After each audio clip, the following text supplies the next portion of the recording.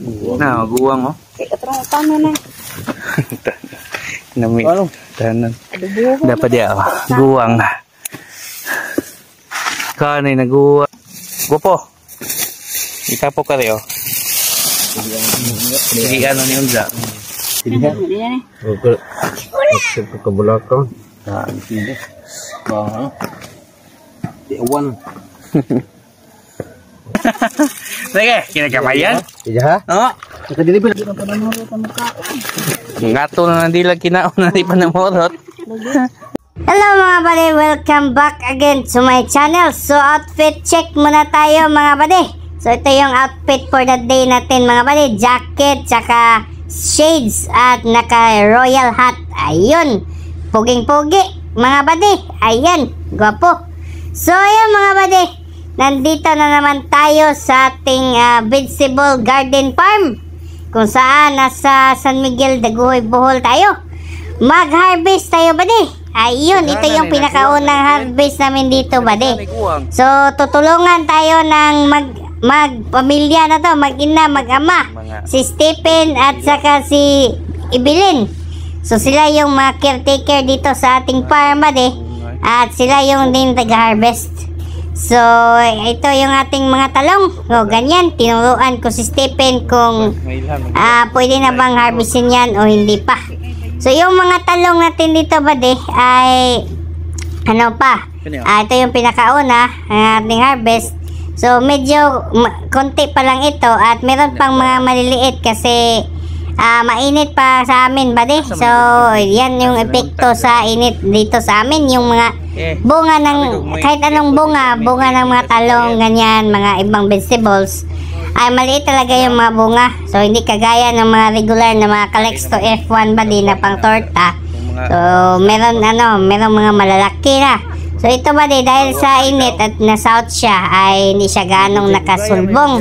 So ano lang tayo dito buddy, dilig pa rin tayo ng dilig at abono para patuloy pa itong makabunga buddy. So ayan, ganyan yung pag-harvest buddy, gamit namin yung gunting. So meron namang ibang pamamaraan dyan ng pag-harvest. So meron ibang gumagamit ng pruning shears. So yung gunting na para madali lang yan, pero kung meron naman yung gunting ay why not, pwede naman yan gamitin. So ayan buddy, ganyan yung pagpitas. So ang pala dito buddy, ang bilihan dito, classification ay merong class A at saka class B. So ganyan yung mga class A buddy, mga matutuwid, makikinis. So yan yung mga class A. So yung mga class B naman buddy ay yung mga maliliit at saka nakabaluktot. So at saka meron naman itong reject buddy. Yung reject kahit matuwid yan, makinis, basta merong buslot, merong buho, ay reject yon. So hindi na yon ma-consider as class A. So dapat dito buddy ay mag-spray talaga tayo para hindi ito butasan ng mga tinatawag nila na fruit fly. Yun buddy, yun yung isa sa pinakamapinsala dito sa talong. Yun din yung nasa ang palaya, yung nagsasanhi na pag ng bunga niya. So dito buddy, tinutuhog niya ng fruit fly kapag ay tiningnan nyo, meron diyang uod. So ang madali naman yung patayin ng fruit fly buddy. Ang pinaka-remedies dyan ay mag-spray tayo ng insecticide na yung mga high grade, katulad ng gold, ganyan, gold insecticide. So haluan pa na ng lanate. So kung gusto nyo mag-organic buddy, ay meron tayong organic na meron akong vlog dyan na nag-spray tayo ng organic pesticide, yung kakawati leaves lang buddy. At saka meron din silang ginagamit na mga fruit fly attractant. So meron yan sa Shopee na bibili. So kinokolekta na yung mga fruit fly attractant. Hindi sila pumupunta dyan sa mga tanim mo, pumapasok sila doon at doon mo sila papatayin, ay sunugin mo sila kasi doon sila na-attract. So ayan buddy, mag-harvest muna tayo. Atin muna yung tapusin buddy. So ayun, please keep on watching. Kani dana na pwede pwede ni kamuton mag-harvest. Mga langkat. Mga langkat. Mga nagkukuha. Lahira mas lahi pang kuan. Batong madarag ko. Sige pa. Kita gusto ko. Ikaw. Go. Dali, napilain.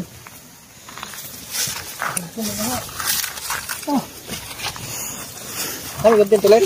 Wow.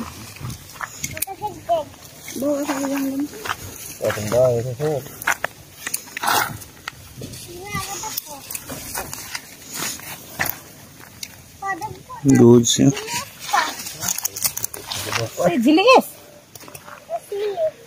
Jilis. Kasi di herbison. Oo, sili ron. Mga guwang ito ng sili. O kanang... Kapikas pa. Ang dito na seafood. Na juga uod. Sa kung saan, di juga spray na, di juga po uod na. Yun, mawa, no? Ginihan natin, Leng. Ha? Ha? Gunting ang gagmay. Haman. Gagmay, gunting ng tayo. Tapos iyan niya, sayang nga, oh.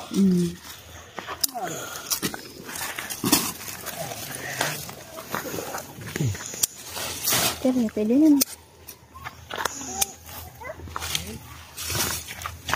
Moto. Hindi kayo reject sa dani noon. Butang nga rin na. Gupo. Itapo ka rin, oh. Sige, ano ni Unza. So, ayan yung ating harvest body. Initial pa yan kasi meron pang kinukuha doon. So, first harvest, ganyan na karami sa 450 ka puno body. So, maganda na rin body. Tingnan nyo, meron ding mga bunga na nagsunod-sunod pa. So, yung mga bunga na yan body, pagkatapos natin harvestin, ay dapat mag-follow up tayo ng mga abono, foliar. Yun, meron akong vlog dyan sa susunod na anong gagawin natin pagkatapos nitong harvest. So, mas maganda ba panoorin yung next vlog ko para malaman nyo kung anong gagawin nito. Kasi yung iba ba ay naghinto na sila na mag-apply ng mga bunok na namumunga na. So, hindi yon, hindi. Dapat ay continuous pa rin para maging productive at hindi ito madaling maging productive pa siya at matagal siyang madugnas, mamatay. Yan, kasi mataba pa siya bade. So, yan yung kagandahan dito, no, sa talong kasi hindi ka lang kaisa mag-harvest. So, hanggang pang ilan pa, pang 20th harvest siguro, depende na rin yan sa gaano ka ganda yung klase ng lupa mo or gaano ka nagbigay ng foliar, depende na rin yan. Yung may tubig ba, hindi ba sakitin yung mga tanim mo, ganyan. Maraming mga factors. So, it depends sa pag-alaga ba di. So, basta kaya ating lang purpose ito ay alagaan natin ito para mas productive ito at mas marami tayong kita, syempre. Ayun. Yan talaga ang ating goals, kumita dito ba di. Hindi ginanse. Dapat kumita talaga. So, ayun. Maraming mga bunga. So, ayan nga pala yung kagandahan sa ating pagpruning bade. So, tingnan nyo, yung mga bunga niya ay napakarami. So, yan yung isa sa advantage kapag kayo ay nagpruning sa inyong mga talong kasi yung mga bunga, yung mga bade, sabay-sabay. So, sabay-sabay sila kasi kinuha natin yung pinakaunang flowers. So, kinuha natin yun kasi kapag ay hindi natin yung kinuha bade, ay magpo-focus doon ang mga nutrients. So, yung mga nahuli na ay konti na lang. So, yan, kinuha natin yun. At saka yung marami na kasi yung followers niya, mga susunod, ay doon nag-focus yung mga nutrients niya badi. So, namumunga siya at marami kang makukuha. So, ganun lang badi. At saka continuous ka pa rin na magbigay sa kanya ng mga vitamina, ng mga abono, ganyan, foliar para continuous din yung kanyang pagbubunga. So, ayan, badi, sana ay meron kayong natutunan, no? So, please keep on watching. Itong kakain ko ka. Ikaw. Butin ko likot. Luya po ng Andi na ba?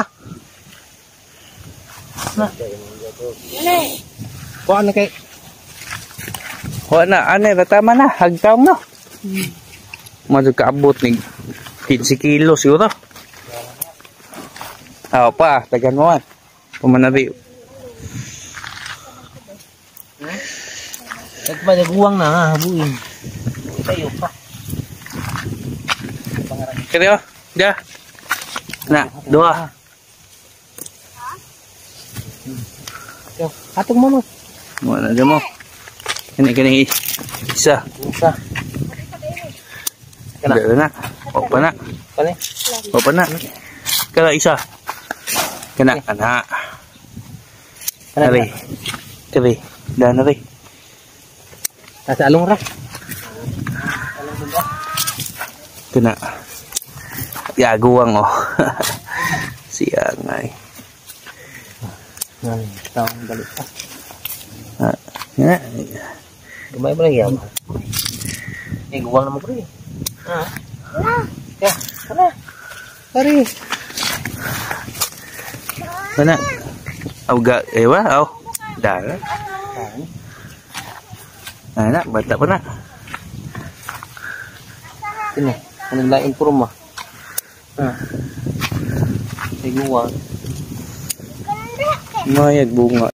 So yan buddy ay natapos na nilang ni-harvest no. So ang ginawa nila sa susunod buddy ay nag-classification sila sa mga class A at class B. So sabi ko kanina buddy, yung mga class A yung mga matutuwid, magkikinis at mahaba. Hindi ganong kahaba buddy, basta yung regular size lang na pang torta. Yun yung class A. So yung class B naman buddy ay yung mga baluktot. Makinis siya pero mayroon siyang baluktot. So yun class B yun. So kahit pa ay malaki yun, basta nakabaluktot, class B talaga yun buddy. Ang reject naman buddy, yung ganyan, reject. So yung reject buddy, yung guwang na siya, yung parang berde na yung talong. At saka kanang mong tawag nito, may butas. So may butas siya dahil sa mga fruit fly. So kahit na nabakinis yung talong, kung may butas naman ay reject talaga yun buddy. Hindi yun benta sa palengke. Ay mabibenta naman din yun pero hindi same price sa mga class A at saka class B. For example, yung class A ay nasa 70 pesos per kilo. Yung class B naman dyan buddy ay nasa mga half a price yan, mga 35 to 40 kilos. At yung mga reject, yun, tag lang yan, tag 10 pesos per kilo. So ganyan lang buddy yung presyuhan dyan sa talong. So depende na rin yan sa supply and demand buddy. Kung marami talagang supply sila ay mababa talaga yung price. But kung naman ay maraming demand at saka konti ng supply ay expected na mataas yung price ng talong. So ngayon buddy ay yung mga bulan na to ay medyo tagilid tayo kasi dahil sa init. So konti lang yung nagtanim ng mga talong. So konti lang yung supply. So mahal ang talong dito sa amin buddy. So nagre-range yung talong namin, farm gate ay nasa 80 pesos per kilo. So which is maganda na yun buddy, napakaganda na yun. Bawing-bawi na yun yung kanyang puhunan. So ayun. Pero nga ay meron nga epekto dito sa init. Apektado rin natin yung mga production natin, konti lang at saka maliliit yung mga bunga. So yan yung sanhi sa mga init nito. So tingnan niyo naman ba hindi ganong kalakihan. So hindi talaga magandang ganyan buddy. So okay lang, bawi lang tayo buddy kapag ay mayroon ng mga ulan, magtanim tayo. So para ay makabawi rin tayo sa ating pinuhunan. So okay lang ito buddy, at least experience by experience. Ganyan talaga yung ating pagsasaka buddy. Learn through experience. So ngayon ay naka-experience tayo na hindi maganda magtanim ngayong tag-init. So sa susunod buddy ay timing lang natin yung pagtatanim natin at saka yung pag-harvest para maganda yung ating kita. So yan yung technique buddy, timing lang tayo sa ating market, ating harvest, ating pagtatanim para hindi tayo malugi. So ganyan yung gulang na buddy, guwang. So para siyang berde-berde. So reject na yan buddy, reject. Kasi matigas na yun, hindi na yun kaaya-aya tingnan sa mga buyer buddy, yung mga customer. So reject na yan buddy. So ang gaganda niya pala dito sa ating variety buddy, yung Calixto F1, ito talaga yung pinakamabili, pinakamabenta sa amin dito sa Bohol kasi karaniwan dito ay hinutorta ito, hindi gaano siya kataasan tulad ng mga nasa Mindanao na mga talong. So hindi gaano mabenta yon. So dito buddy, kasagaran nito buddy, bang torta. Tsaka ito din Calixto buddy ay hitik dito sa bunga. Marami siyang mga bulaklak, magsibol at tsaka yung yung pagpitas mo ay hindi siya madaling madaot. So ano pa, tatagal pa yan ng mga ilang mga araw bago siya tuluyang malata. Hindi na mabenta. So yan yung kagandahan sa Calixto F1 na ating tinanim. So yan, mga konti na yan mga bade. So yung mga reject. So yung mga reject dyan bade ay pwede natin yan kainin. So hindi naman yung ibig sabihin reject ay hindi na makain. So makain pa rin yan bade. Pero may butas lang, kuhain yung mga uod, atin lang yung kunin para hindi natin makain.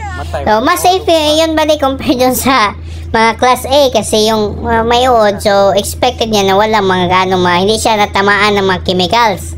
Kasi kapag yung mga uod natamaan ng mga chemicals, patay yun. So yan bade. Yung mga reject, okay yun. Kung mga vegetarian kayo na health conscious, yun, mga reject, kainin nyo lahat yung mga reject. So, hindi naman siya kagandahan, katulad nitong mga class A, tingnan nyo, ang gaganda. So, yun, mas sure kayo na safe kasi parang hindi natamaan ba ng mga chemicals. So, ayan ba yung mga reject natin ay ipamigay muna natin ito sa ating mga tauhan kasi yan ang kanilang pangonsumo daw nila. So nangati na kanilang dila kumakain ng talong. So ang ganito ba meron na kaming farm system dito. So yung mga reject namin na mga reject namin na mga utanon, so ay papakain natin sa mga vermicast, yung mga uod. So ang ganda din yun para no waste talaga. So yung mga ito balik tayo. So yung mga talong natin na mga class A ay binababad natin ito. Ay hindi naman gano'ng ibinababad ng katagalan. So ay hinugasan lang para maging makintab siya at kaya tignan doon sa mga buyer. Tingin nila ay napaganda yung ating mga talong kapag ay hinugasan natin. Gaganda, mas lalo pa yung gaganda pagkatapos yung hinugasan tsaka ibalot nyo ng cellophane. So ayun, para bilhin na yan ng mga buyer natin. So yung mga buyer nga pala natin ay nasa Pilar. So mga 15 kilos siguro ito lahat So sakto lang yung order niya, 15 kilos. Atin lang itong i-motor kasi ito lang naman yung pinakauna nating na-harvest. So which is okay naman yan hindi naman tayo talo dyan. 15 times 80. So yan yung price. So kayo na magkwenta.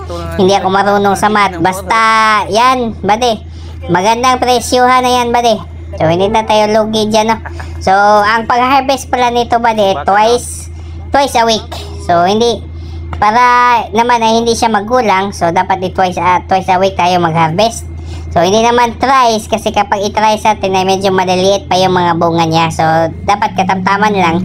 Twice a week is good na So ayan, hugasan lang natin para maging makintab ito Ganyan lang ang sekreto nito, hugas-hugasan lang para maging kaya-aya siya tingnan. Ayan, tingnan nyo ang ganda ng ating mga talong, isang bakat.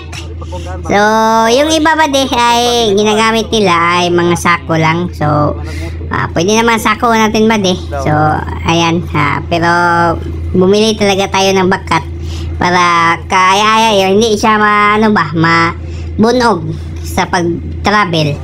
So diyan ay kikilo na yan pag nandun na tayo sa ating mga buyer, sila na magtimbang dyan. At ayun, COD, cash on delivery syempre.